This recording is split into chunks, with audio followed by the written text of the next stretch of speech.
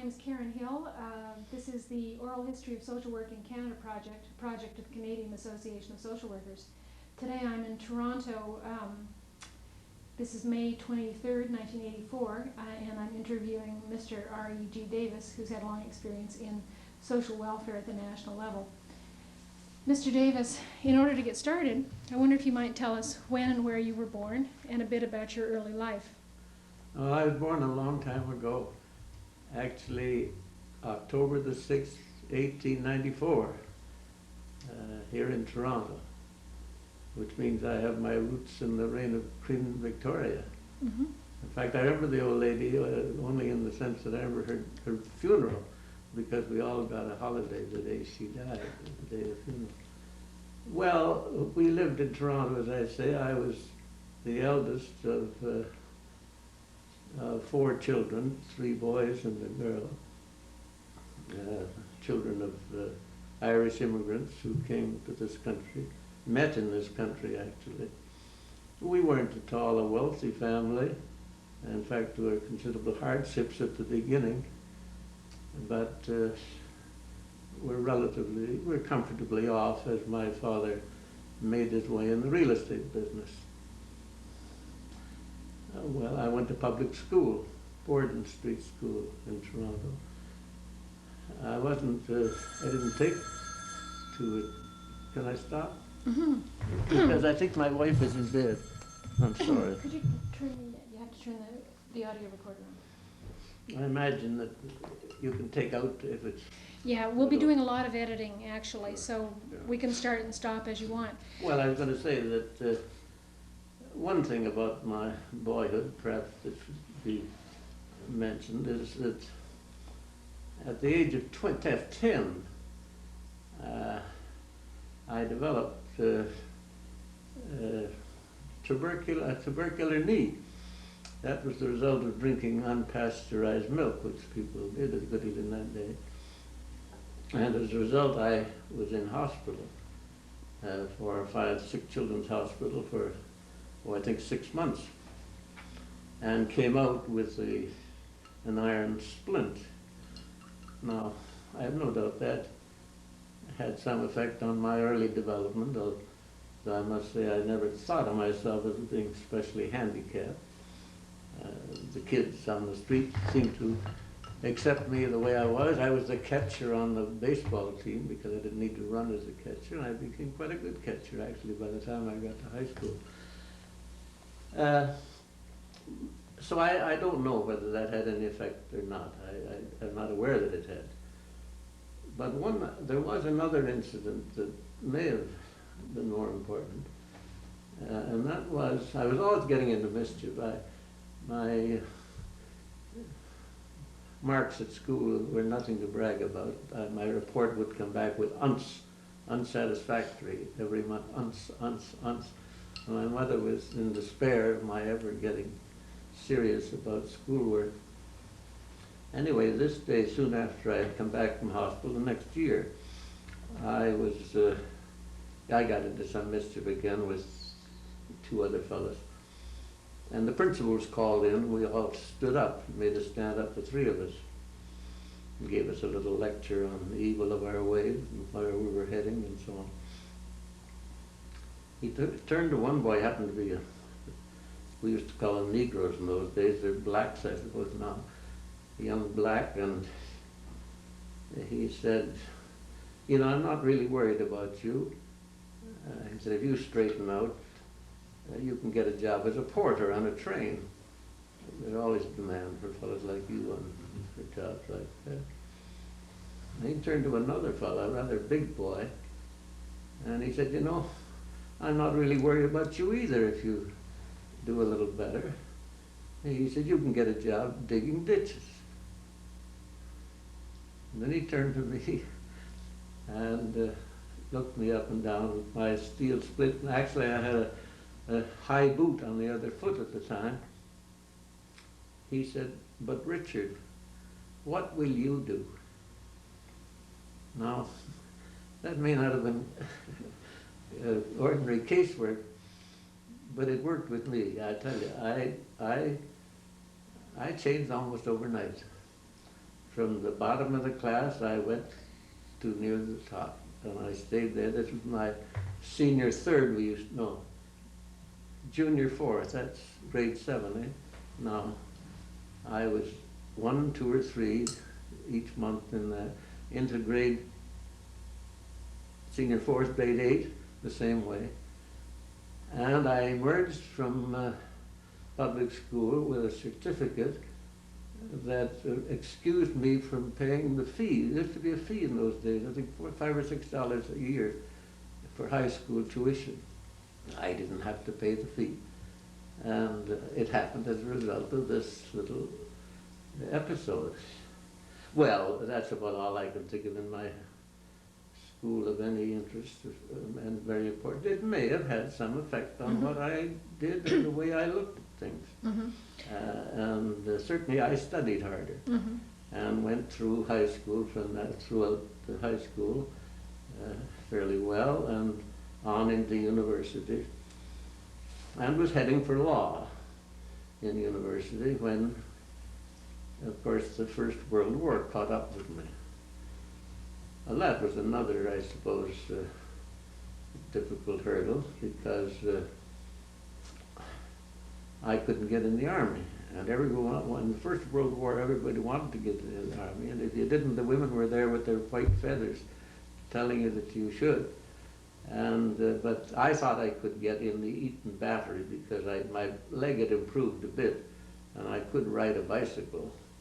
But they rejected me, and the result. And then I was left there. I was the only man left in my class. It was English and history, and I was the only man left. It was a small class to begin with, and so I was feeling rather uncomfortable. And old friend, my professor said, "Come on, stick it out another year, and don't give up now." But I felt I had to give up. I had to get out and do something, because most of my friends in that year were killed in that war.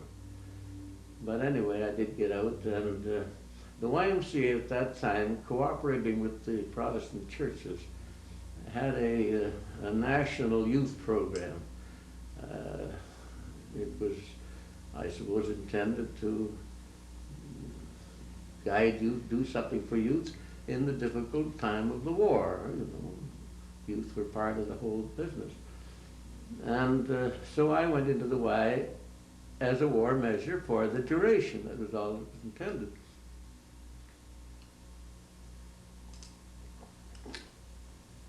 Well, that was the end of the war. That was the end of that. The war ended, and I came back to college.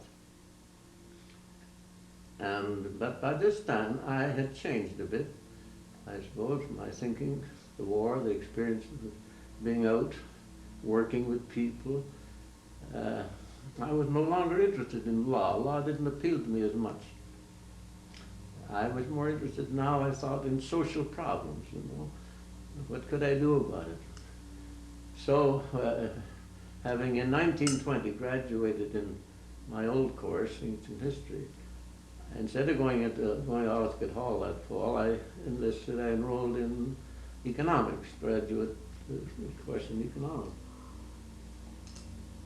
And I felt that at last I had found myself. This was it. This was my bent. But I hadn't counted on. I must have been very stupid or unobservant, because there was a depression of 1920, a very severe depression in 1920 after the war. You remember there was the general strike in 1919. The bottom fell out of things. And I hadn't appreciated how this affected my father and his business. He didn't say anything about it. I wasn't smart enough to observe it. But the fact is that he lost everything. He was overextended in the real estate business. And he died 2 or 3 years later. And so there was no possibility of my continuing at graduate school. So come Christmas, I dropped out. And fortunately, because of my early connection with the Y, I was able to get a job in Montreal. And it was the kind of job this time that really appealed to me, because it was a job of being an industrial secretary, they called it. It was meant that I worked in the east end of Montreal, where all the big industries are, Montreal Locomotive, American Can, Steel Company of Canada, St. Lawrence Sugar, I can't think of them all. A great many of them are out there. My job as an industrial secretary is to work with these people in the plants, the workers in the plants, on a kind of an informal education, recreation program, adult education, recreation, and so on, which, you know, was along the line of my new developing interest in social problems.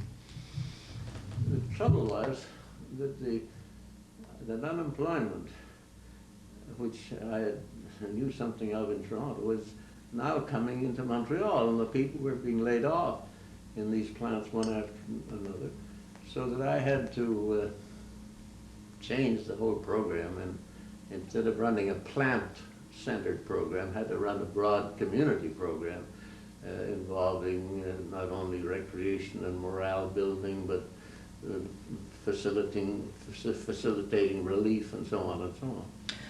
In those days, Mr. Davis, did the Y have a role with families as well as with young men? No.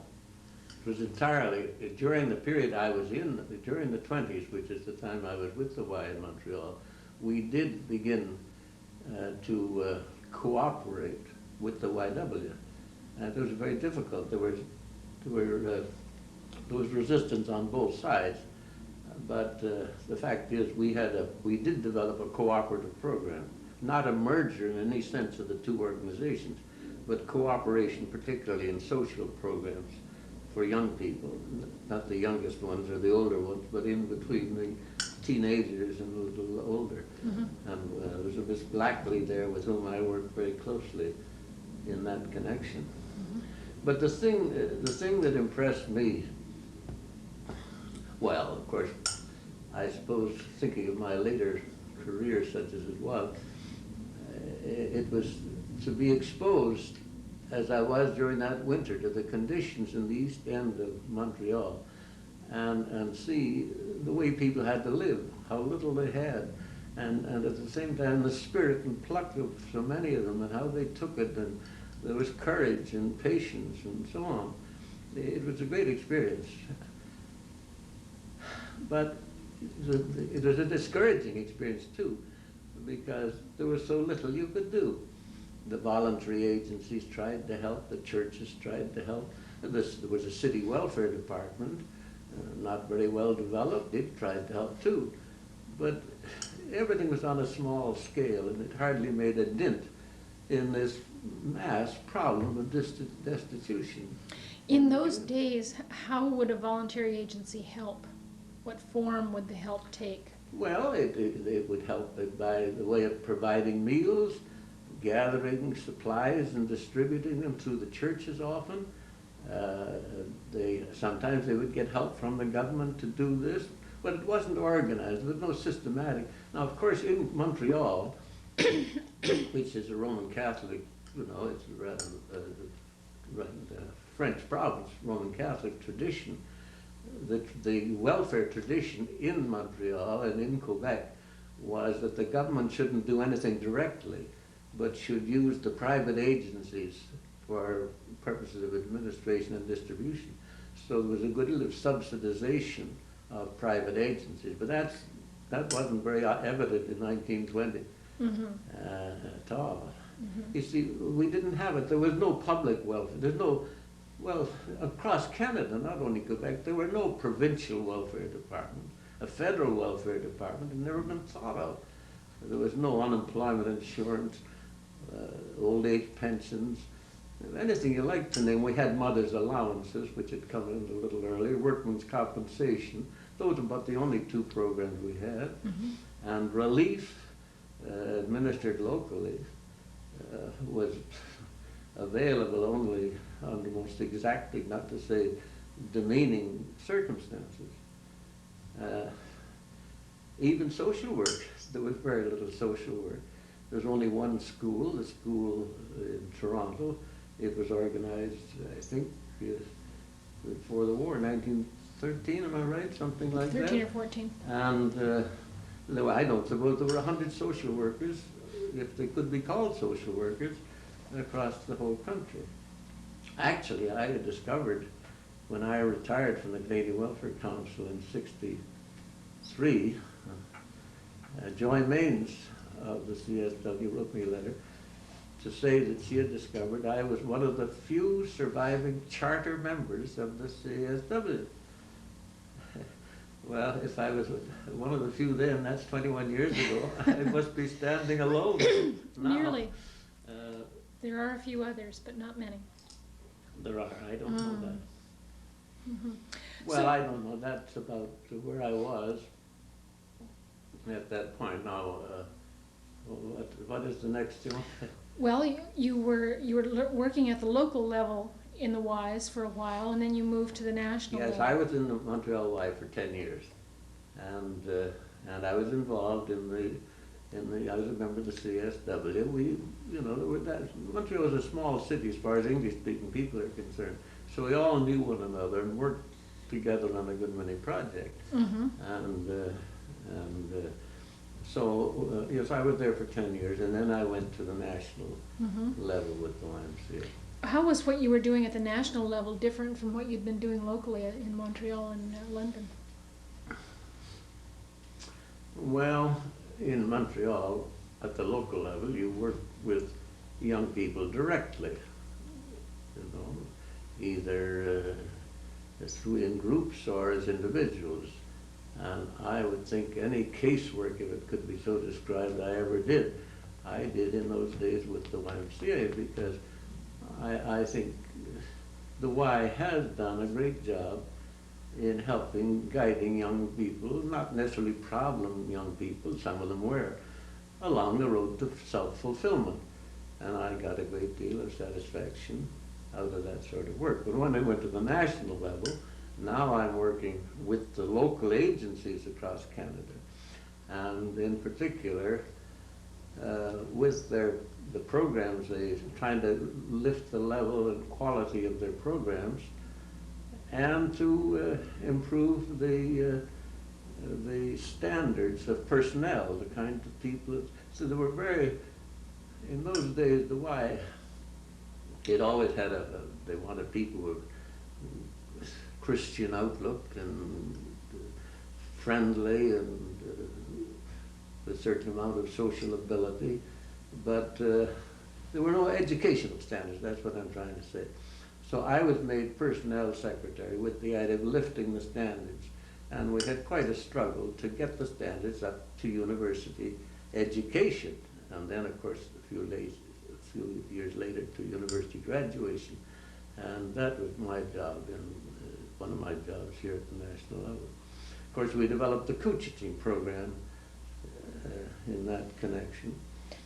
How did the Couchiching Institute idea, how did that relate to your work as personnel secretary? Well, that's a good question. One thing about the Y, as far as I'm concerned, is that it gave me a lot of freedom, and I was a freewheeling kind of a fellow. I suppose in a sense I never was a YMCA man, and I never was a social worker.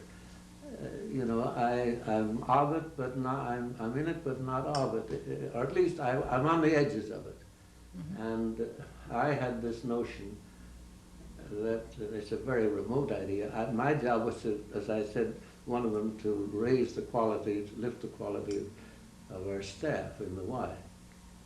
And I thought, well, what do they need? More gymnastics, more Bible study, more training in groups. Really, what perhaps they need most is to get a little broader view of the world. What kind of world is this that we're living in? And how can we relate the Y to the larger currents of society? Now that's a far jump from training a man for a job in the Y. But I got a hold of Willie Grant, who was the head of Upper Canada College at the time, Dr. Grant. I sold him the idea. We enlisted 2 or 3 other people of that quality, outside the YMCA circle actually, and we developed what we called at that time the Canadian Institute on Economics and Politics. And this was for YMCA secretary. Well, I guess we didn't have the name until almost till we were ready to announce the program. And Grant said toward the end, he said, you know, this is a great program, and why should it be limited to YMCA secretaries? Teachers would be interested in this. Politicians would be interested. Good citizens, women in organizations, and so on. Oh, we said, why limit it? And so the Y was good enough, and the Y has always been generous in this way. Although they financed it and promoted, my time was involved, they opened that out to the public.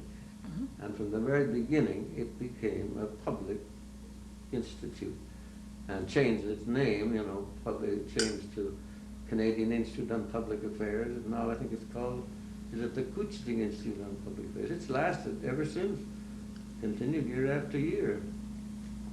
And, well, that came out of those YMCA days. Mm-hmm. You were at the Y, the national level of the Y, well, for a number of years. I added it all up, and it looked to me like 27 years with the Ys in Canada. It was a little too long. I shouldn't have, I think, have stayed that long, but I did. Mm-hmm. And then I moved into the Canadian Youth Commission, which was a project that the Y again instituted and financed, but let become independent of it. And there I was for several years, and then to the Canadian Mm-hmm. Welfare Council. How did you happen to go to the Canadian Welfare Council? Well, they must have been hard up. I think what happened was that Philip Fisher was the president of the Canadian Welfare Council at the time. Charlotte Whitten, God bless her, had left, and so she left, was released one way or another. Her connections were severed with the council, and Nora Lee was filling in, but she didn't intend to stay, and I guess that wasn't thought of as a possibility. And as I say, Philip Fisher was on the Canadian Youth Commission, one of the board members. It was a broadly representative group, the Canadian Youth Commission, French and English and East and West and all kinds of people. Anyway, he was on it, and so it was coming to an end. Our reports were finished, and so he asked me, would I consider coming to the Canadian? And I did. You had much to do with the Welfare Council before? I think the answer is very little. Mm-hmm. It was very difficult to have much to do with Charlotte. Well, she was her own show, and I don't mean she wasn't friendly, but it wasn't the kind of organization in those days. It was more like a bureau run by Charlotte, Mm-hmm. who went out through the country promoting whatever she wanted to promote. Family agencies, children's aids, whatever it was.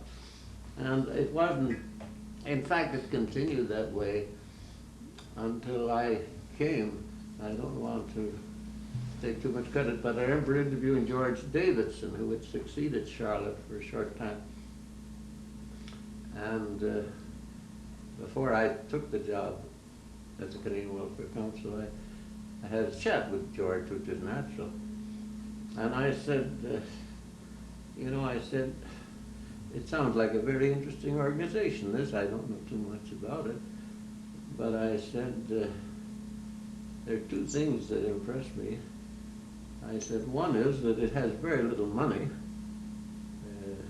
You purport to serve the whole of Canada, all aspects of welfare, and you got a budget of $45,000. It doesn't seem to me very realistic. And I said, the second thing is, it seems to me, and that's why I use the word bureau, I said, it seems to me it's more a bureau than a council. It has no roots anywhere. And I said, I wonder if that's a good idea. Is that the way it should be? So George had his feet up on the table, his desk. He had a way of putting his feet up on the desk. He said, Dick, you're absolutely right. You hit it right. That's what the council is. It isn't a council, it's a bureau. And that's the way out of it. Roots, you talk about roots. What are roots for? They're things to stumble over. You don't need roots. And he said, as for money, I shouldn't, this might be libelous, by the way, George is still alive, I'd hope this wouldn't. He said, as for money, he says, when they wired me in Vancouver, asked if I would take the job, he was in the local council at, social work, and Council of Social Agencies in Vancouver, and came from there to the council, welfare council. Anyway, he said, when they wired me, invited me to come, I said, I would come, but I would take no responsibility for finance. And he said, I'd like to tell you that's the way it ought to be. Well, you know, I did all the wrong things. And the council grew. So when you came to the council then in, what was it, 1946? Yeah. What, did you have hopes or goals when you went in there? Oh, yes, because I had by this time identified myself with, chiefly with social change, social reform. The extension of services to be, that had become, I had moved from education, which was my primary field of operation. You never heard of Ned Corbett. Well, he was head of the Canadian Association for Adult Education, a very fine person. He and I worked together on a lot of things, like Couchiching. He couldn't believe, why would you leave education to go into welfare? Why would you do that? Well, why did I do it? I don't know why you do it. The education and welfare didn't seem that different for me, and I became more interested, I suppose, in the disadvantaged, in the people that were not doing as well as the rest. I guess I had some of that in me, I must have. Certainly I felt perfectly at home in the council, and I think that I liked the fact that it, on the one hand, did what I used to do in the YMCA, or tried to do, that is help local agencies. And that is, they were struggling, some of them in small places with meager resources. They needed outside help, they needed a little broader vision of what the job was, they needed technical. I could help to do that, and that was an important thing. But I didn't stop there, I didn't have to stop there. I also was free to work at on the broader ranges of social welfare policy, trying to get rid of unemployment and poverty in the country, promote health services. You know, what could be better and more challenging? And I never apologized or felt anything but enthusiastic about my job in the council. Now, we didn't bother whether I was a social worker or not a social worker. You know, we're all together doing it. I think I belonged to what you call the pre-professional stage of social work. In a way, I think social work at that time was more a cause, or as much a cause as it was a career.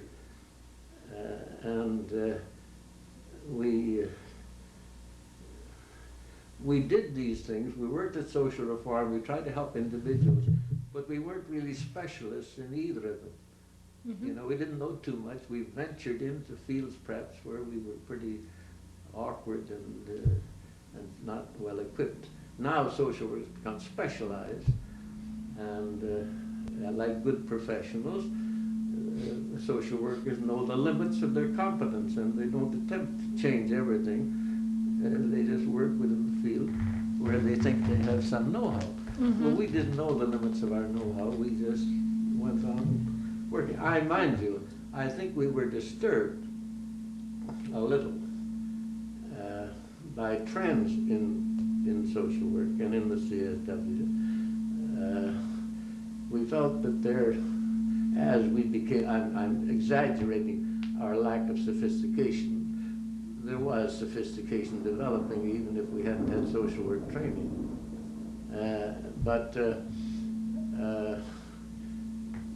You see,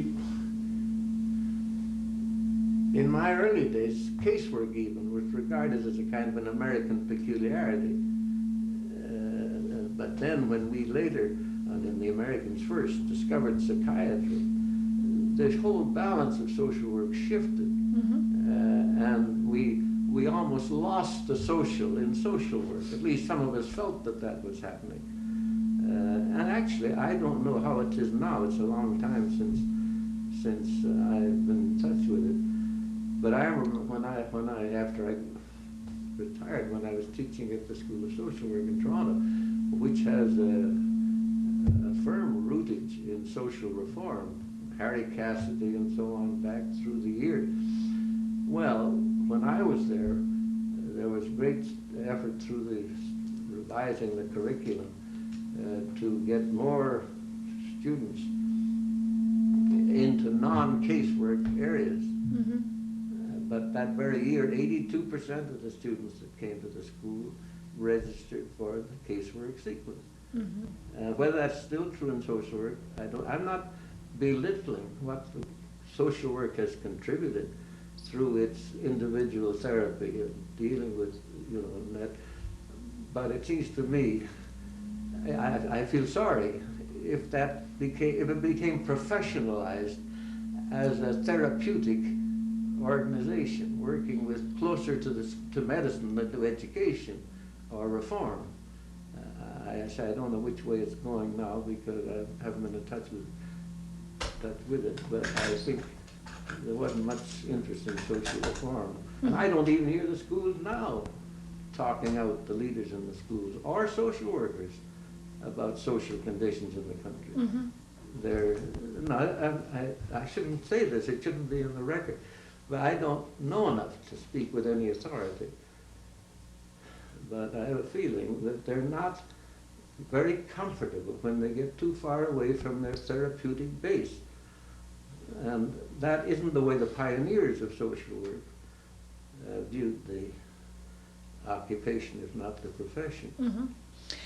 One of the things that I'd like to ask you about that relates to events which I believe immediately preceded your starting at the Canadian Welfare Council. 3 or 4 publications, reports had come out that seemed to point the way to a better Canada, perhaps toward a welfare state, but certainly toward more state involvement in social welfare.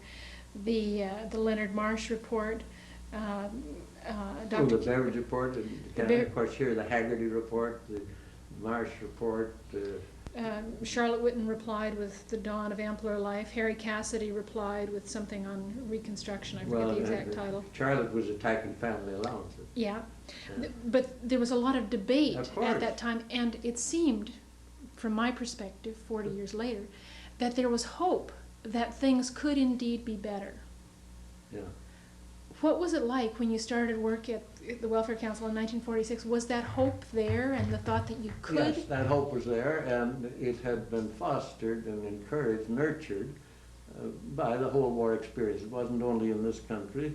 There was Bevan and the Beveridge report in England, which had influenced us. There was, as you say, the Marsh report here. Even Mackenzie King, who was always careful about what he said, toward the end of the war, began to make speeches about the need for Social Security in Canada. Of course, it was President Wilson, wasn't it? Roosevelt. Not Wilson, Roosevelt. Roosevelt, with his the 4 freedoms. See, the first war, we talked about saving democracy. The second war, we talked about introducing welfare, extending welfare. That was the slogan. So when we came to the end of the first war, the second war, we were all ready. The people were ready. We had these studies made. But unfortunately, very little happened. And we had gotten family allowances in 45 before the war ended, but that was all. The government came along with certain proposals, the 1945 proposals, but the thing that delayed us, as it had in the Depression. In the Depression in 1935, the Americans got their Social Security system. We got nothing. And what held us back, what delayed us, was the Constitution, the V&A Act, which, as interpreted, left the responsibility for welfare to the provinces. And we were never able to work this out. We did in 1940, that's before the war, or just at the beginning of the war, get by a constitutional amendment, we got unemployment insurance. But that was the extent of it. And when the government came along in 1945 with proposals for new legislation in the social welfare field, they couldn't get into agreement with the provinces. And so for the, I would think till near the end of, let's see, 45, when did we get old age security? Was it 1950? 1950. You got to the end of that 40. We came to the end of the 40s before we began to gather momentum and work out formulas. Either the federal government would act on its own, the way it had in family allowances, and the way it did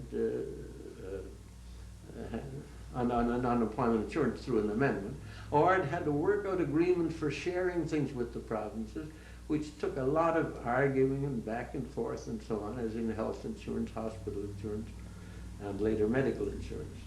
And so the 60s were the great period of advance when we got 4 or 5 giant programs, health insurance. Well, we got hospitals. Let's see, before the end of the I'm a little mixed up in my dates. In the 50s, we must have had family allowance. We must know family allowance in 45. We got 50. Was it 50 that we got old age security? Yes. Hospital insurance we must have got somewhere in there, 56. 57 That's or right. 56.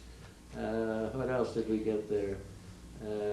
We got the, well then we got into the 60s when we got the Canada Assistance Plan, we got medical care, Medicare, the medical end of health insurance, and finally the guaranteed income supplement for all people.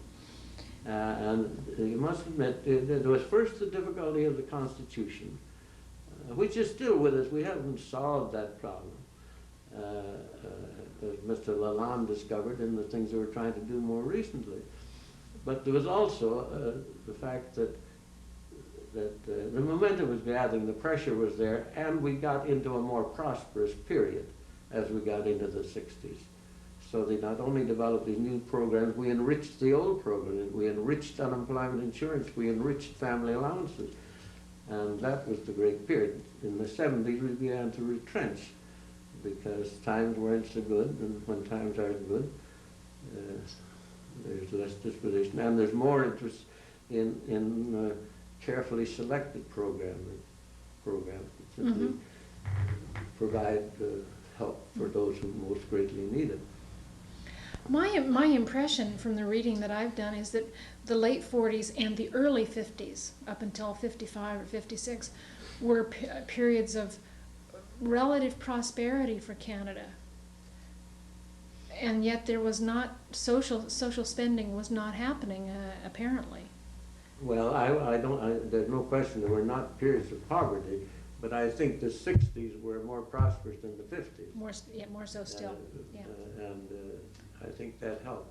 There is a relation between the economic situation and the amount of welfare that you get. They goes up and down. There are no sanctions to allow you to continue or extend welfare that exist to help the kind of grants you can make to industry. When times get bad, you'll help industry before you'll help people. On the theory that that's going to help the people in the long run, whether it does or not. To go back then for a moment, when you came to the council in 1946, there was a hope that things could be made better. And there you was said, no question there was hope, and we worked like the devil to get it. what were you trying to do? We were trying to round out well, to lay the basis and then round out our Social Security system. The very things we got, we worked for the programs we finally got.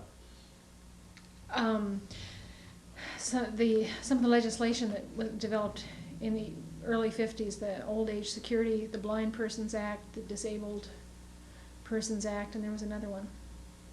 Can't remember what the other one was. Well, yeah. A number of categorical programs which were cost shared with provincial governments. Which were what? Cost shared. Yeah. That was one of the techniques, of course, because they had the under the BNA Act, they had responsibility for administering, but the federal government could help in the financing of Mm-hmm. and that was the method that was used. Had the federal government drawn back from the kind of idea that had been behind family allowances, which was a universal program? Well, family allowances is a very peculiar thing. In a certain sense, it didn't come out of welfare at all, and it didn't have. It came out of finance. It came out of Maynard Keynes, I think. The feeling in the boy, on the part of some of the boys in Ottawa, and Bob Bryce among others, that when the war ends, we're going to have a depression. And we need some way of providing a floor under consuming power, consumer's power, and here's a wonderful way to do it. There was very little. Now Charlotte got in on the other side, and the welfare people, if anything, opposed it. I don't know they all did, but certainly they all didn't, because George Davidson did. But Charlotte could speak with some authority because it didn't really grow out of discussions and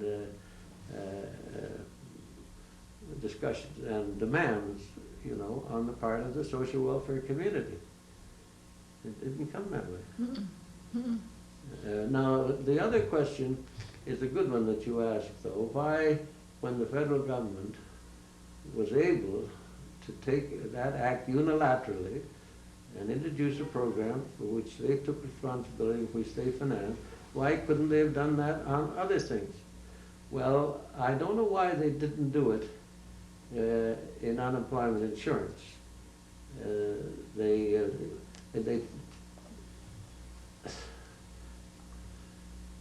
The fact is that the provinces had been in this field. They felt it was a field that they had to vacate, whereas family allowances was a new field that they hadn't occupied. You see what I mean? Mm-hmm. I'm not giving you a very good answer on this. I think you've asked me a better question than I know the answer to. I should know the answer to it, but we did have to get, see, Mr. Bennett, when he was there, he tried to introduce unemployment insurance. And it was declared ultra-vires and thrown out. And it wasn't until 1940, when the Liberals came back in power and proposed the constitutional amendment, got away with the constitutional amendment, that we got unemployment insurance. Mm-hmm. And that permitted them to do that. Mm-hmm. Now, why was it so easy to get family allowances? And let me ask me some other time. I'll try to find the answer. Give you time to think about it. Badly, but I can't tell you that. No, and it may be that there isn't an answer. You know, it's your perspective on what happened. I think it could be that this was not invading a field that was regarded either as welfare or as provincial. Mm-hmm. You see, it didn't have, it didn't come through welfare, and therefore may not have been regarded as such. That's right. But I may be wrong on that. Okay, well, shall we take a break there for a few minutes? Yeah, You want to stop? I can't think better than does. Oh, I have more questions. Okay, Mr. Davis, when we left off, we were talking about the work of the council and some of the issues that you worked on. I'm wondering if you could take a specific issue as an example and help us understand how you, as a person and through the council, followed through on an issue. Well, that's very hard, really, to do, because I find it difficult to separate myself from the process in the council. You know, if you're I was an enabler. I mean, that's the way I thought of myself, and I think that's the way perhaps it ought to be. So that I didn't go around making pronouncements, or it wasn't my program. We would have a committee that would go to work, and we'd bring in people from with various points of view. We'd work along till we got a statement that seemed to, well, we'd have staff that would do the necessary research and try to build up a document that was could be defended. You'd run into difficulty if you take, for example, health insurance, hospital insurance, the first stage of the health insurance program. Well, we had our program developed. We actually, the chairman of it was the head of the economics department at Toronto at that time. I've forgotten his name now. He died a year or so. But anyway, we had a good representative. Labor was on it, business, some insurance company people, and so on. We developed a report, and then we have to get some approval. This was a contentious issue, of course. We had to be more careful about it than others, than some others. Well, we had a meeting. The board decided that we had to have a larger meeting than the board to approve this, because we had heard from insurance company people that they didn't like it, or that they had feelings about this whole issue. And so we called a larger meeting. Well, I didn't know we had so many insurance company presidents and executives in our membership. This came out of the wainscoting. And they were there from Winnipeg to Great West Life, Manning from there, and I couldn't name them all. Oh, I shouldn't name them, about 12, let's say. But we had never had them at a meeting of the council before. And so they proceeded to attack this proposal for a hospital insurance. Well, in that case, I had to play a role because, well, there was nobody else to do it. I don't know why I had to do it this day more than another day. But anyway, I said, now at a certain point, I said, now gentlemen,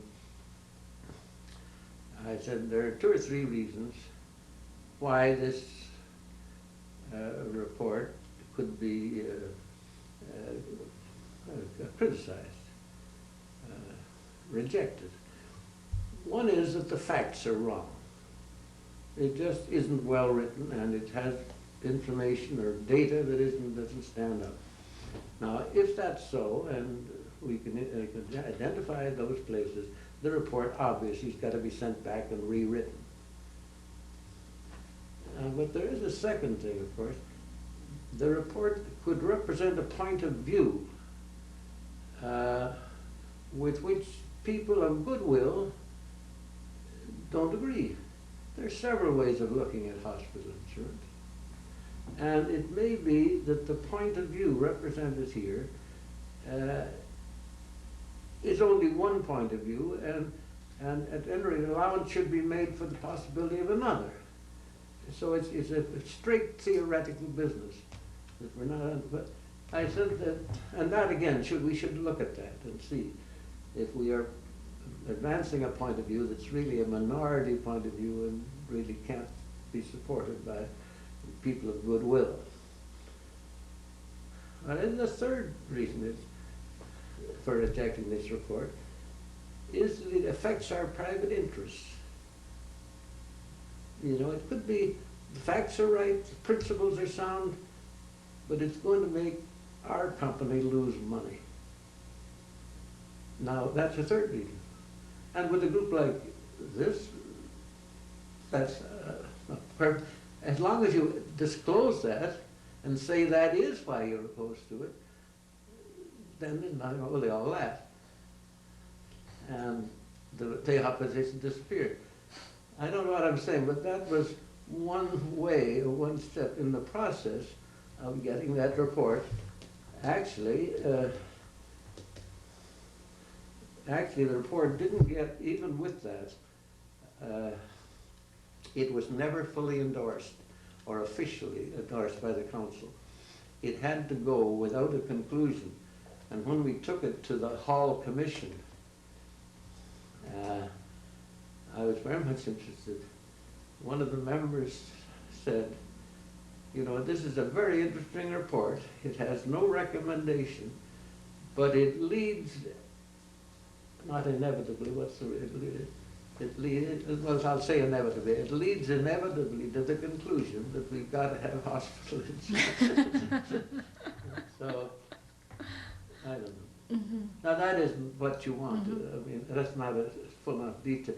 What we did, of course, with all these reports of ours that were prepared, was they went through a process of writing and refinement and criticism, and then were sent out to our members across the country, so there's a chance for a reaction from quite a broad constituency.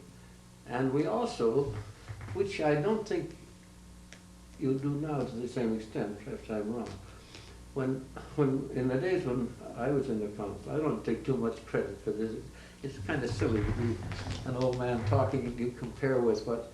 See, when I came to the council, Charlotte Whitman was George was not. He was only there for a year and didn't make much of a dent on the council. But Charlotte had been there for a long time. Well, Charlotte had chiefly women. I'm nothing against women, but she was a woman and a feminist. Or she'd have kind of social work men. And they're not always masculine men, or weren't in my day. You know, nice men, well-intentioned men, but the ones that Charlotte could pull around by the nose. And the board was not a strong organization. There one or two got on. Philip Fisher got on, and Jim Fisher and Jim McDonald, and they tried to bridle Charlotte, who ran things her own way. And they finally did. But when I came in with this roots idea of trying to build up a more representative thing, then what I tried to do was to enlist people of influence. And not deny social workers, they have influence too, and competence and technique, and we had them on if they were any good. I mean, if they were articulate. Harry Cassidy was on. Others, I can't remember who they are now, but look up the records, they're there. But we also brought in people that might very well be opposed to our point of view. I'm not saying this very well. Why would you bring in someone who you could almost count on to oppose the council's point of view? Because we want a report. If a report will get through our board, it'll be approved by the government. We tried to get I don't mean that we let these. Well, I'll give you an example. You never heard of Wallace McCutcheon. I shouldn't mention him. Is this on the air? I always forget. Well, let's say, take Wallace's name out. He was a leading businessman in this country, one of the wealthy and influential. I didn't have anything to do with this coming on the board, but we were trying to get stronger men on the board, and he was put on. We had our first board meeting with him there, and it was when we were discussing unemployment assistance. That's another project that I'm not going to develop now. But it was a new, there was unemployment, and they weren't being covered by unemployment insurance. We needed something else. We needed unemployment. We were advocating unemployment assistance. So McCutcheon sat there at this meeting, and now, I had never met him. There he was. He'd come into the room for the first meeting. And with the proposal made, and he spoke, he said, he had a very gruff voice, something like mine now. He says, Mr. Chairman, he said, I don't know what kind of a goddamn board I've got myself on. But he says, I gather from what is said here today that you people want to make it easy for a man to be unemployed when he's unemployed. I want to say, Mr. Chairman, I want to make it goddamn difficult. Well, at that point, we had, this I shouldn't be saying, God, it's awful if this poor old Wally, I've got his picture in my room there. So, at that point, they came in at tea hour, coffee break. So they came in on coffee break. And we moved around while we were in Cobb. I went up and shook hands with him. I said, Mr. McCutcheon, very glad to meet you. Hope you like it on the board here, so on. And I said, but about that statement you made, I said, I must say, I was a little surprised. I said it with a kind of a smile, you know. I said, I remember my father talking about people that had ideas like yours, but I thought they were all as dead as the dodo. Well, you know, I said it with a smile and sat down and so on. The meeting went on. Well, when the meeting ended, I went back to my office and I got a phone call from Shadow, Laurie in Ottawa. What was I doing? This is McCutcheon. What am I doing? I said, I'm not doing anything. I just got back to the office. Well, he said, would you come over and have a drink with me? Well, I said, yes, I'd be glad to do that. So I went over to his office, to his room. And I knocked at the door. He opened the door. He says, Davis, you're a goddamn socialist, aren't you? That's the first time he ever spoke to me. Goddamn socialist, aren't you? And I said, McCutcheon, you're a goddamn reactionary if ever I met one. Well, we came in and we sat down and he liked to drink and I didn't mind, and so we had quite a talk. And at the end of an hour or so, he said, I got to get my plane. But he said, I just want to say a couple of things to you. He said, I just want to say this. He said, you know, I came on this board, I don't know why I did, but he said, I don't know anything about welfare. I don't know anything about it. I never got into this sort of thing before. But he said, I'll say, look, if you send me some material, and not books, but pamphlets, things that are short to read, about welfare, I'll read them. And the second thing is, I shall never miss a meeting of this board as long as I'm on it, if I can, let some terrible thing happens. And the third thing is, I shall never sound off at a meeting the way I did today. That's terrific. Yeah. That man and I became friends. God, the things we did together, I don't say we ever agreed 100%, but we came very nearly agreeing on a lot of the subjects. He was my president later on. He was the best president we ever had in the council in my time. Mm-hmm. Well, I don't know how I got off on this except to say that I think there's some, and I did, then what I did, having gotten some of these businessmen on, then I go to see Aaron Mosier in the Labor Congress. And I said, look, here's this welfare council, and we've got several businessmen, they have influence, and naturally they represent a point of view, and we've got to have, surely we've got to have labor on here, you know, so on. So we get Stanley Knowles and I forget who they were, but the Mosier was one. This fella, no, I don't know. But we tried to do this, get French people, Catholics, Jews, and it became a more, now I think, I may be wrong, but I get the impression now that your board is pretty well full of social workers. Mm-hmm. Am I right or wrong? I don't think you think the way we did. You want people who support the idea, and you don't think so much of their broad influence in the community as their expertise, perhaps, in certain subjects, or their concern about this and that. Their concern, which is perfectly legitimate. It's just a different point of view. And I don't think we could have fought our way through the way we did if we hadn't had that strength. When we went as a delegation to the cabinet, you know, whether it was Stephen Baker or Saint Laurent, you know, they listened to you. Of course, they knew some of these people and so on. Anyway, rightly or wrongly, that was the way. It may not be good community organization, but it was our social action either for a lot.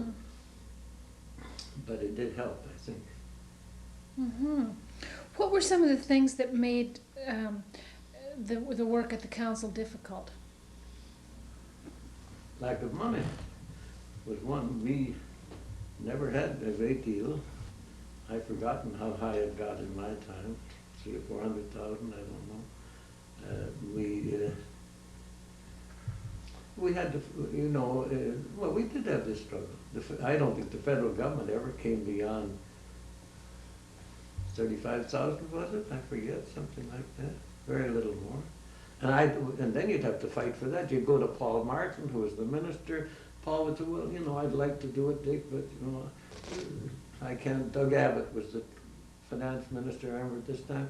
He said, Abbott would never, you won't do it. This is all we can get. Mm-hmm. So then I'd go home and I'd call Abbott. I'd go over and see Abbott. Mm-hmm. And Abbott just say, look, he says, all Paul Martin has to do is to recommend it. He said, I can't put it in if he doesn't recommend it. He says, I believe in the Canadian welfare. He said, what's her name, Dorothy King, do you remember? I know the name. McGill School of Social Work. He said, my partner's on the board of the School of Social Work at McGill. I would support this if it came through. Well, I tried to tell this to Paul, but it doesn't make, so I go to Saint Laurent. I have to go right up to the Prime Minister. And he said, well, look, Paul Martin never gave you a cent in his life. All he does is sign the chits. Well, I said, can we not, so we get another 5,000 or something. But that kind of push, we had to go through this kind of thing to get going at all, to get anything. What about, again, thinking... Well, that's only one object. I don't, Yeah. There must have been other reasons that we didn't. What are you saying? Why did, what difficulties?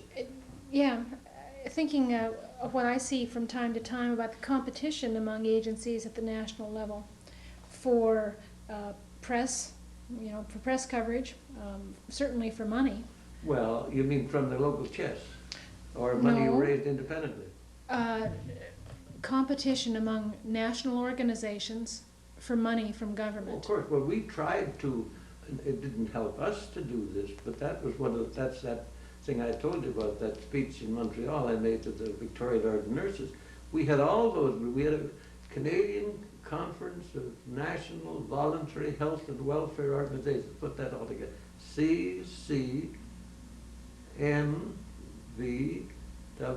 CCNVWO, we had initials for it. And we used to meet 2 or 3 times a year, the heads of all these national organizations. Of course, they keep, every day now there's a new one, paraplegics, and I don't know what the new disease is. There'll soon be one for every part of the human anatomy and every known disease. But we tried to get them together, and but you couldn't. Bates of the Health League was the most difficult of all to deal with. He wouldn't cooperate with anybody. Reuben Bates? Oh, no, not Reuben. Bates, it was Dr. Bates, head of the National Health League. You perhaps didn't know about No.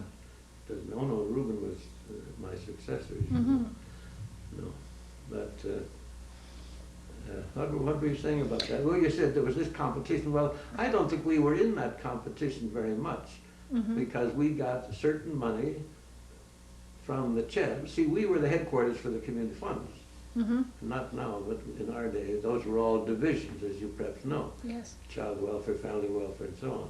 So you got a certain amount of agency support, and the community funds, in supporting us, were to some extent supporting their own national organization, because we were their headquarters.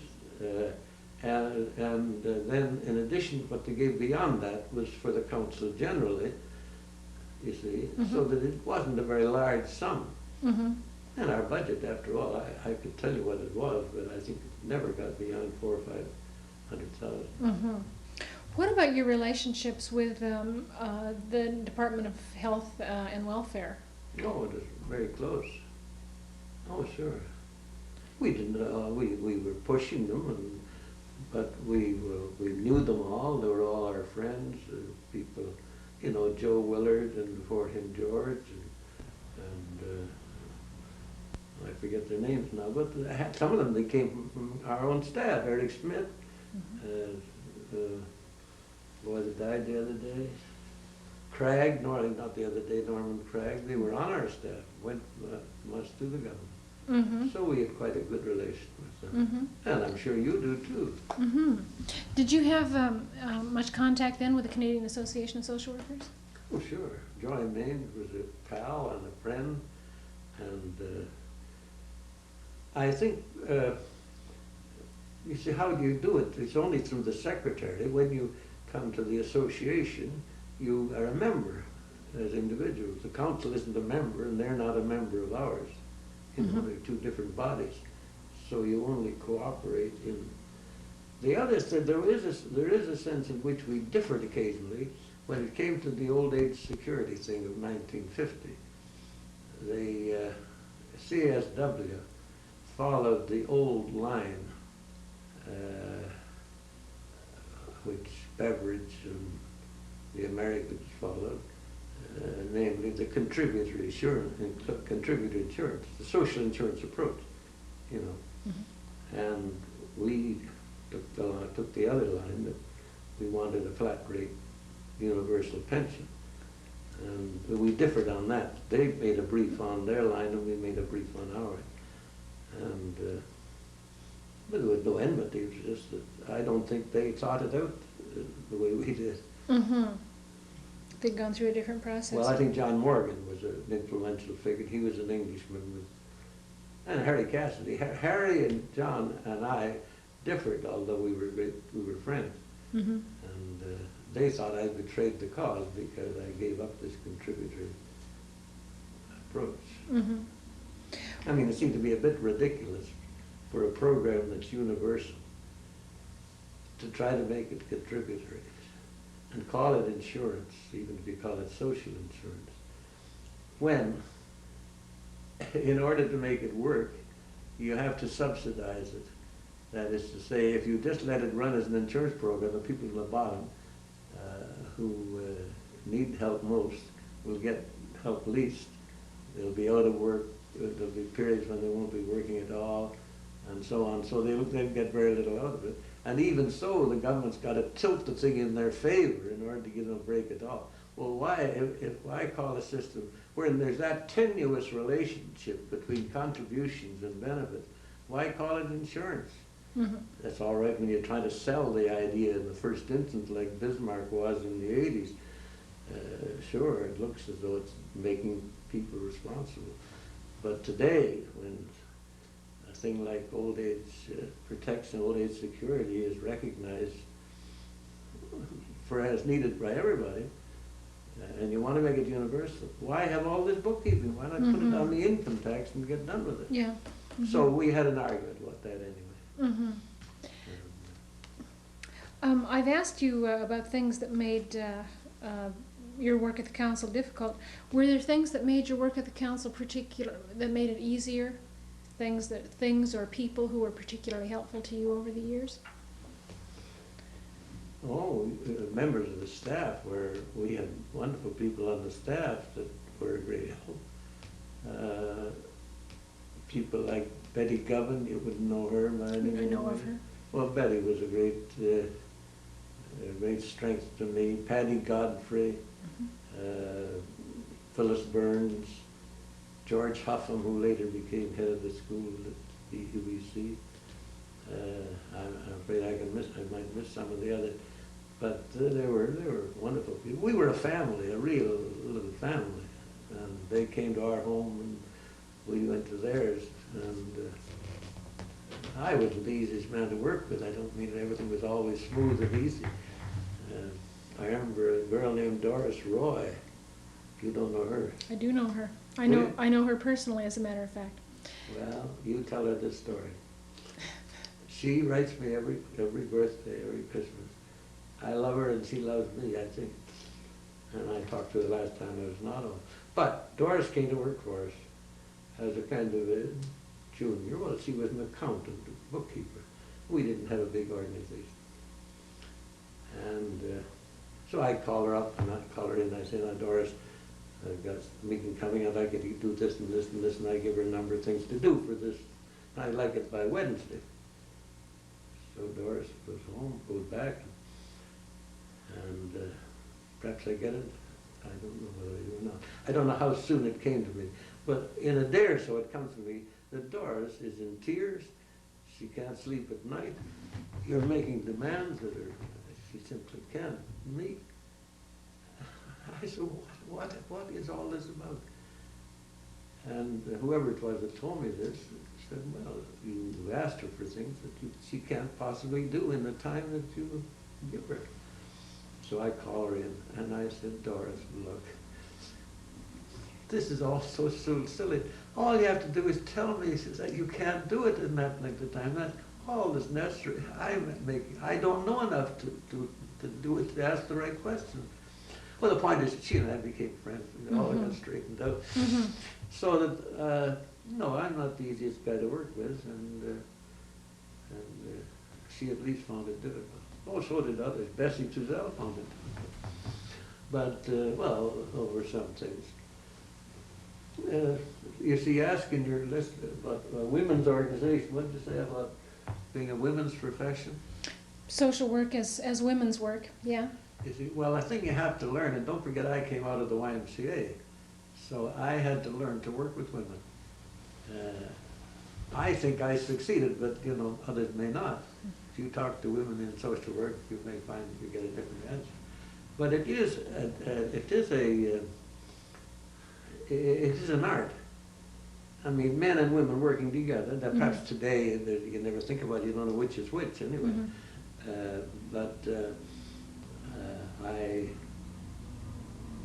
I think we worked it out. That's all I can say. They were my friends till they died, as far as those that are dead. Poor Betty is not very well, as you know. And Bessie Tuzel, we see her all the time now. No, they were great people. And the board, were great people on the board, too. Even these hard-boiled businessmen became real fellows. I could go on forever on this. I remember Charlie Burns. You never heard of him? Burns Brothers in Denton, their big investment house here. Well, we were trying to raise money for that new building you're in. And we had no way, no organization to raise money. How do you raise money with? You know, we didn't have a network to raise money with. So somebody got a hold, persuaded Charlie Burns to chair a committee to raise money. And he said he would. And he asked me down, he said, I'll get a group of dozen or so wealthy people here in Toronto, and you tell them the story. So I came down to tell them the story. The trouble was that before I got a chance to tell the story, they got telling their story about welfare. And what, you know, undermining initiative, killing that private enterprise system, and oh, I got started. Well, I got worked up, and finally I got into the argument and tried to tell them what I thought was wrong with their ideas and what welfare really was. So, well, it was the time I should have kept quiet. These were the boys that were supposed to raise money for me. But Charlie Burns got up, and I don't know, he may have been nervous about it, I don't know. But he said, you know, he said, Dick Davis, he's really our social conscience. And when he speaks like this, we really ought to think about it. Perhaps we aren't. Perhaps we haven't quite got the right slant on this sort of business. But so, you know, businessmen are, I think sometimes professional people are more difficult to deal with in human relations than a business executive. They're more flexible, more human. Business people are more flexible? And more human. You know, I don't mean they're rational in their humanity always, they do the right things. But there is a streak of humanity in them. That's my experience anyway. Yeah. Okay. As you were at the council for, let's see, 16 years, I think, 1946, 17 years, 1946 to 1963. 17 years, yeah. I wonder if you could tell us about some of the changes that happened at the council over the years. In what? Some of the changes at the council over those years. Well, of course, the chief change in the council was in size. You say, I spoke of the small budget that we had. When I came there were, I think, only 4 or 5 people on the staff. Girl to look after the library, the French, Marie Hamel in the French department. And it's stupid that I can't remember the names of some of them. There are two more that I can't remember. Anyway, there were just two. We doubled for everything. The girl I'm trying to think of ran the chests and councils, handled the national publicity. One woman did all this. Mm-hmm. And it was a very small operation. And the salaries were low. Nobody got, I forget now, but they were very small. When they wanted to increase my salary, I said, well, you know, I just haven't the nerve. I said, you can't do it. We've got to see that we lift the level of the whole thing. But anyway, that was that. That made it difficult to do things. As we got more money and more staff, and more quarters, of course, those better quarters helped us to do a better job, I think. I'm not sure that I'm answering your question. You're asking me what changes. There were various attempts to coordinate things in the council that I don't think worked out 100%. You see, you have these divisions, the Chest and Council Division, the Child Welfare Division, the Family Division, the Delinquency and Crime Division. Well, and they're all integrated. So you have somebody like Bessie Tuzel, let's say, later it was Phyllis Burns, to sort of integrate them. Well, they don't want to be integrated. You know, they may be parts. It's a good thing that they're integrated, that they're related in one little organization, but they think themselves as federations. As part of a federation rather than them being integrated into a unit. Mm-hmm. And this presented problems. And of course, the centrifugal forces finally took over, and the Chest and Council moved out, and you know, whatever else. Who else moved out? What, Delinquency, Corrections moved out. They moved out. So it took a lot of I don't know what, to keep them working in harness together. Yeah, okay. Okay, I'm wondering then, you, why did you leave the council? Well, I left because I stayed 2 or 3 years beyond my 65 retirement age. And I think it was time for a change, and you know,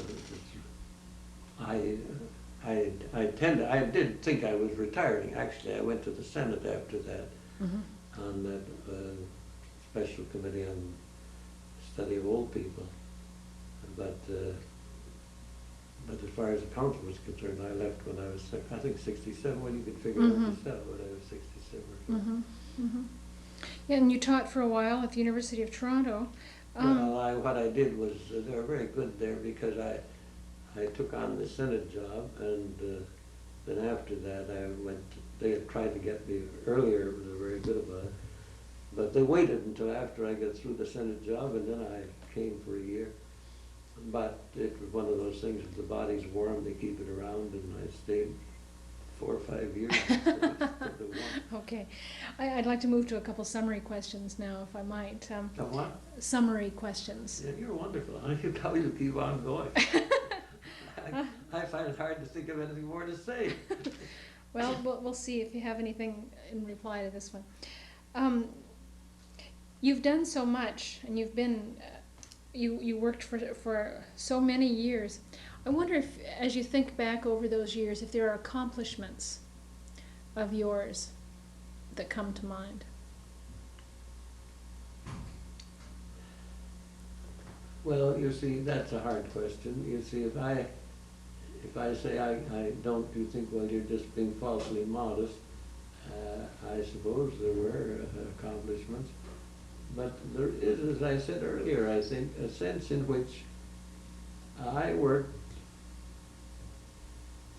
in the wings rather than in the floodlight. That was the nature of my occupation. And people say, what did you write? Well, God, I've written so many things that haven't got my name on them. And that's true of a lot of government servants, as you know, and of other people. So that it's very difficult. And I don't know that as an individual I did very much except captain a team. you know, perhaps inspire a person here and there. I hope so. But what did I do that well, I think if I were to say, in my recent years, the thing of which, and this is partly personal because it was after I left the council and went to the Senate. When I took on that job in the Senate, and we got the guaranteed income supplement, I take a great deal of pleasure in the fact that we got that measure through. And it was much more difficult than might appear. In the first place, Senator Kroll, public-spirited as he is, I remember he said to me when we were writing the report, he said, he said, you know, Davis, I don't want a wishy-washy report. I want a report way out there that's really daring and courageous and so on. So I said, well, let's start with the economic aspects because, you know, that's what people are chiefly interested in. Well, we just got the Canada Pension Plan. There it was. The old age security thing, you know, the flat rate, to lift that at the same time we were introducing a program as big as Social Security, as big as Canada Pension Plan, would be quite a thing. And as for Canada assistance, putting assistance, as far as the Canada Assistance Plan, which hadn't come through at that point, this was putting old people on a means test basis and so on. So anyway, there was this idea of a guaranteed income supplement, which we hadn't had in Canada at all. And we talked about the negative, you know, there's talk in the magazines and journals about the negative income tax. So somehow this, I thought, my God, it just occurred to me. I was sitting on the veranda writing the report, and I thought, Joe, that's the answer. So I took it to Kroll, and Kroll said, well, it's a good idea, but he said, you know, we've just had this Canada Pension Plan, and he said, Pearson, I know Mr. Pearson is interested in old people, but he said, I just don't think it would be fair to make a proposal like this to him. Well, I said, well, that's too bad. I said, I thought you wanted a report that had some, you know, challenge in it. Oh, he said, yes, but couldn't you write, couldn't you get another, couldn't we have another recommendation? I said, look, I shouldn't be saying this because it's going on that machine. Well, I said, look, this is my recommendation. I've done the best I can. Now, if you've got another recommendation, you're the chairman, write it, put it in. You can put it in. I have no other recommendation to make. He said, well, I don't know, I just think it's hard to sell. I said, look, when this report comes out, nobody will hear of Dick Davis. Nobody will know I had anything to do with the committee. This is the Kroll report. And when they get the Kroll report, they're going to look at your friends, people in Spadina, wherever, they're looking at it. Oh, here's the Kroll report. What's he got for me? Their health, recreation, how the hell with that? What does he say about money? So they look at the pension, the section on pension, and the recommendation. We recommend you trust Mike Pearson. Now, he says, Senator, if you can live with that, I can live with it. I really shouldn't be telling you. I don't know why I'm doing this. So, he said, well, would you settle? He was a reasonable guy. He's a nice guy, really, and a very human fellow. Very conceited, too. But anyway, I mean, he likes to run things his own way. But he said, well, what would you say if we change it? Instead of recommending this, we recommend that the government study the possibility of a guaranteed income supplement. Well, I said, that's fine, you can do that. So that's the way it went. Well, that wasn't the end of that road, because once the report was out, I was free. I wasn't free to talk to anybody in the government during the period of the report. That was the Senate wanting to be detached and independent, and Crowell properly said, don't talk to any of your friends up on the hill. We don't want to do that. So I talked to Joe Willard after this was over. He said, Vic, that's an awful recommendation. This is absolutely unworkable. You can't go. He said, we've thought about it. Now, Joe is a nice guy too, but he said, you can't do it. I think his notion was increasing the old age universal. I'm not quite sure what his idea was. But anyway, he was opposed to this notion. Well, I said, I don't see it. I think it's a very reasonable thing. And now I'm on my own, you see. I'm not working for the Canadian Welfare Council. But I realized that this was going to be, it wasn't going to go through that easily. So I went to, I did a lot of things. I went to the editor of the Globe and Mail. No, first I made a speech, which got some attention, in which I argued for this program and showed the value and the fact that Canada's Assistance Plan really was no answer to this problem at all. A meaning thing, these old people to be put through that treatment. Not only that, but the Canada Assistance Plan would be difficult to implement and the provinces to pay half of if they had this load of old people as well on them. If you take them out of it, you lighten the load on the Canada Assistance Plan, make it easier for the Canada. Well, I use all these. Then I went to the head of the Globe and Mail. I'm stupid to be going on like this. And I got a great editorial on the front page, on the editorial page in the Globe and Mail. Then I wrote to the leaders of the opposition. And I wrote to McKechnie too.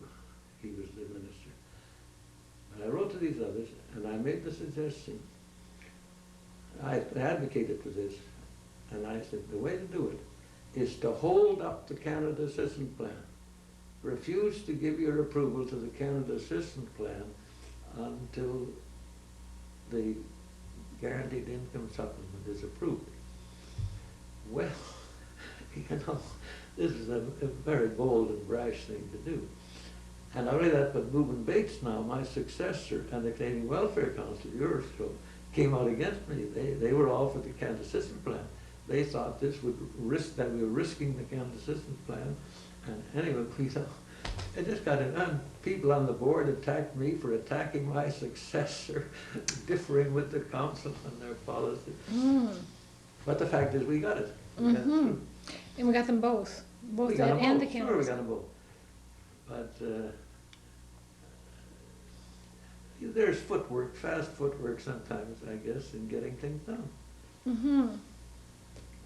Yeah, and the value of an independent voice.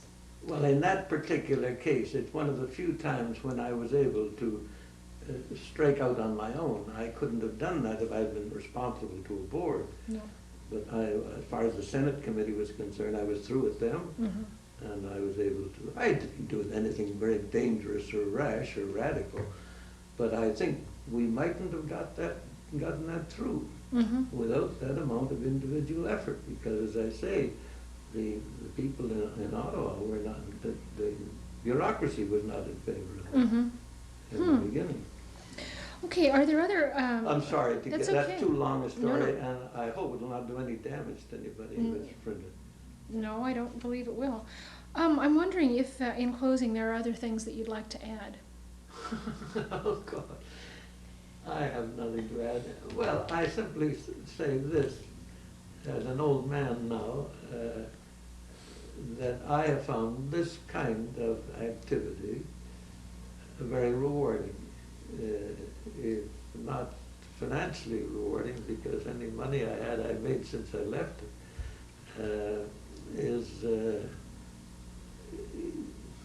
You know, you're working to work and to do battle at the growing edge of the welfare movement is a pretty exhilarating thing. And to feel that what you're doing, while it may give you fun and certain recognition even, or status, it's still in line with the national interest, you know, to have that feeling. And I think I had that. I was able to do that for those 17 years and beyond it, because I consider what I was doing in the pre-Canadian Welfare Council days in the YMCA, and later with the Senate, and even at the school, unequipped as I was and unblessed by professional education, all that put together is a thread. If you lay it, it's just a series of missed chances, but it had satisfaction in it as well. Mm-hmm. But it's fun.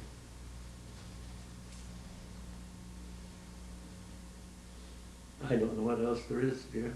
Okay, well, in conclusion, I'd like to thank you very much for... Well, it's nice to have you here. I'm afraid that some of it, I wish I could see some of this before you. Sure. Because I'd hate to have, I think what I said about Kroll, for instance, may sound a little bad. What I can do is I can send you a copy of the transcript and you can take a look at it. Yeah. Okay, well, thank you very much. Well, thank you, dear, for coming. And our friend here. Take your microphone off here. Yeah. I'm going to turn everything...